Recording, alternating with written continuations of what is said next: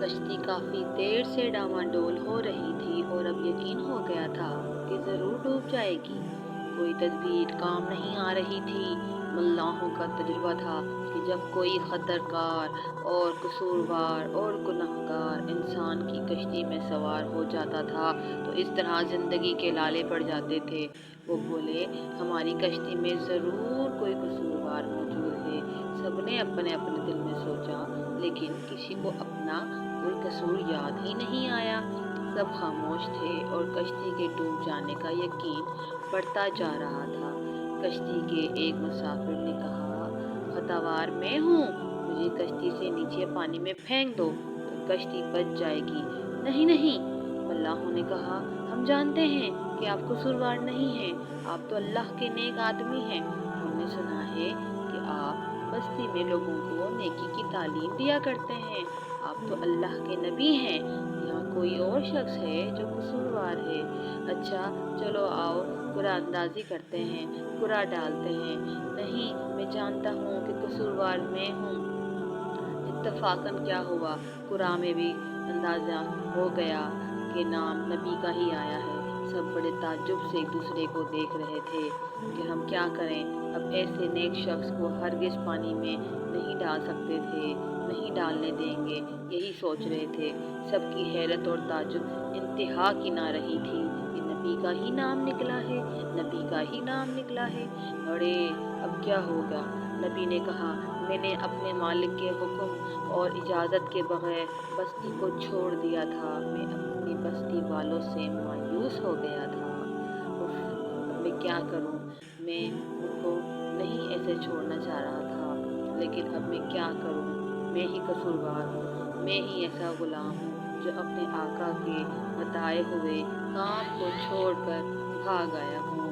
میں ضرور قصوروار ہوں۔ سب ایک دوسرے کا منہ تک رہے تھے۔ کشتی برابر ہچکولے کھائے جا رہی تھی اور جھٹکے پر معلوم ہوتا کہ اب ڈوبی کی خاطر، اب اسی بات کی خاطر سب نے یہ فیصلہ کیا کہ کیوں نہ اس کو ڈبویا جائے جو قصوروار ہے۔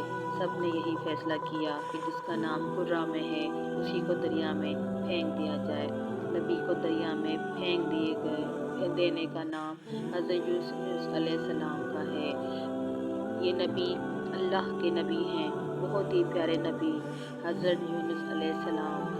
شاید ہی اتنا سخت اندھیرا کبھی کسی نے دیکھا ہوگا کہ ایک تو رات اور دوسرا دریا کا گہرا پانی، پھر مچھلی کا پیٹ۔ بھلا ایسے وقت میں مچھلی کے پیٹ کے اندر روشنی کا کیا کام؟ اور پھر سے سب سے زیادہ رنج و غم والی گھٹائیں، اپنے سچے آقا اور مالک کی ناخوشی کا غم۔ اف، اب یہ گھٹا ڈوب اندھیرے میں یونس علیہ السلام اپنے رب کو پکارتے ہیں کہ اے میرے پیارے آقا، اے میرے پیارے آقا، تیرے سوا کوئی نہیں تیرے سوا جو مجھے اس مصیبت میں نفع دے، اور مجھے امید ہے کہ جو مشکلوں کو مجھے دور کرے وہ میرا رب ہے، جو حاجتوں کو پورا کرے وہ تیری ذات ہے، جو سب عیبوں سے پاک ہے۔ یہ تیرا ہی کرم ہے میرے آقا کہ تو نے مجھے مچھلی کو کہا کہ مچھلی نے مجھے نگلا نہیں اور میں زندہ ہوں، میں پانی میں نہیں ڈوبا، مچھلی کے پیٹ میں میرا دم نہیں گھٹا۔ اس اندھیرے میں بھی حواس میں موجود ہوں، بالکل ٹھیک موجود ہوں۔ بے شک تو نے ہی مجھ پہ یہ رحم کیا ہے اور اپنا ظلم نہیں کیا۔ میں نے ہی تیرے حکم کا انتظار کیے بغیر اپنی قوم کو چھوڑ دیا۔ مجھ سے تیری بڑی نافرمانی ہوئی ہے۔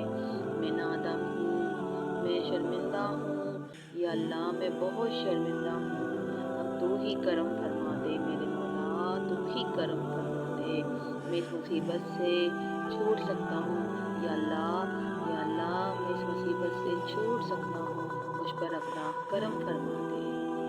یونس علیہ السلام کی پکار سن لی گئی اور ان کو مصیبت سے نجات دے دی۔ مچھلی نے انہیں دریا کے کنارے آ کر اگل دیا۔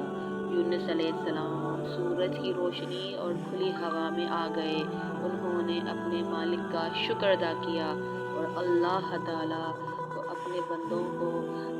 تعالیٰ اپنے بندوں کو اس طرح مصیبت سے نجات دیتا ہے۔ سچ تو یہ ہے کہ اس سے زیادہ مہربان اور کوئی نہیں۔